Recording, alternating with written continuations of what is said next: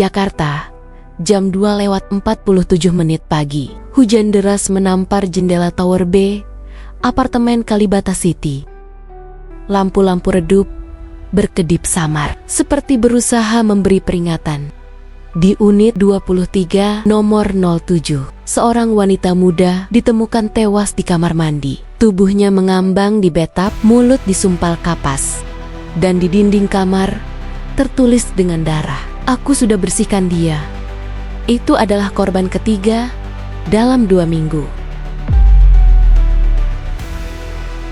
Namanya Aira Maheswari, 28 tahun, pintar, berani, dan menyimpan masa lalu kelam yang jarang ia tunjukkan. Ia baru 2 tahun bertugas di unit reserse kriminal, tapi kejeniusannya dalam menganalisis pola membuatnya cepat naik. Kasus pembunuhan berantai ini ditangani tim khusus, tapi Aira merasa ada yang janggal. Semua korban tinggal di Tower B, dan semuanya di masa lalu pernah terlibat dalam kasus pelecehan atau kekerasan yang tidak pernah naik ke pengadilan. Pembunuhnya tidak acak. Dia memilih. Aira masuk ke apartemen korban terbaru. Ia tidak langsung melihat mayatnya, tapi menuju ke pintu depan dan menemukan satu hal aneh. Tidak ada bekas paksa masuk, bahkan sidik jari di gagang pintu hanya milik korban. Berarti si pembunuh masuk dengan kunci, gumam Aira. Lalu ia melihat kamera CCTV di lorong, tapi semua rekaman dari pukul 1 hingga pukul 3 hilang. Bukan terhapus, melainkan diganti dengan rekaman palsu. Aira mulai menyadari, ini bukan pembunuh biasa, ini hacker, ini psikopat. Seorang petugas IT dari manajemen apartemen menunjukkan satu hal menarik. Seseorang telah mengakses sistem kamera dari server internal dengan IP anonim, tapi lokasi tracingnya tetap muncul. Unit 27, nomor 13, Tower B. Tapi apartemen itu kosong, tidak pernah disewa selama 2 tahun terakhir. Aira datang ke sana. Di dalam kosong, tapi di balik lemari ia menemukan ruang tersembunyi. Dan di dalamnya peta semua unit Tower B, profil lengkap semua korban, dan foto Aira. Di bawahnya tertulis, "Kau akan jadi yang terakhir."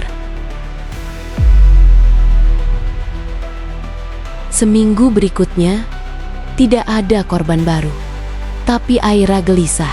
Ia merasa diawasi. Ia mulai melihat bayangan di lorong, mendengar langkah kaki di koridor, tapi saat dilihat, kosong. Lalu satu malam, Aira menemukan boneka kecil tergantung di gagang pintu apartemennya. Di dada boneka itu tertulis, "Apa kau suci?" Aira terpaku, karena hanya satu orang yang tahu rahasia kelam masa lalunya. Flashback 10 tahun lalu. Aira pernah jadi korban pemerkosaan kakak kelasnya di kampus.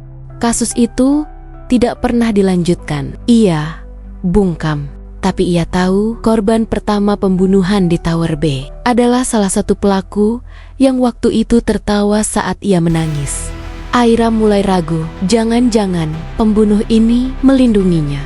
Tapi semua berubah saat korban berikutnya ditemukan. Ibu kos Aira, wanita tua yang tidak pernah bersalah. Di dinding tertulis, "Kadang dosa bersembunyi di dalam doa." Semua bukti mengarah ke satu nama, Kenzo. Mantan mahasiswa psikologi forensik pernah menghilang usai keluarganya dibantai dalam peristiwa perampokan misterius.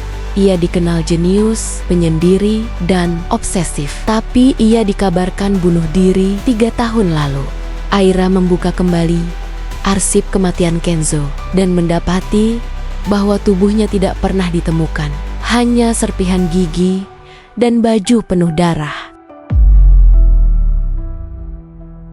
Aira akhirnya menjebak si pembunuh. Ia pura-pura ingin menyerah, mengunggah video pengakuan masa lalunya ke media sosial. Ia tahu pembunuh itu memantau semua gerakannya. Dan malam itu, seseorang masuk ke apartemennya, berkerudung hitam, topeng, pisau kecil. Gerakannya tenang, terlatih. Tapi saat ia berhasil ditangkap dan topengnya dibuka, ternyata itu bukan Kenzo, tapi seorang wanita, Tasya.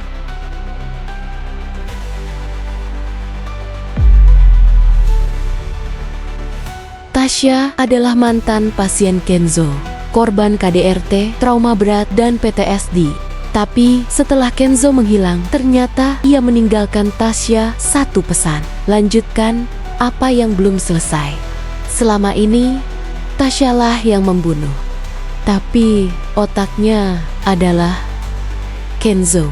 Setiap pembunuhan dilakukan berdasarkan analisa yang sudah Kenzo tulis sebelumnya tentang moral, balas dendam, dan pembersihan sosial. Tasya menangis saat ditangkap.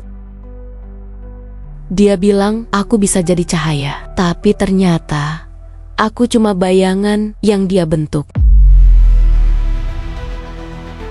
Tasya ditahan. Tapi satu hal masih menggantung. Kenzo tidak pernah ditemukan. 1 bulan kemudian, Aira menerima sebuah flash disk dalam amplop coklat. Isinya video Kenzo masih hidup. Ia tersenyum ke kamera.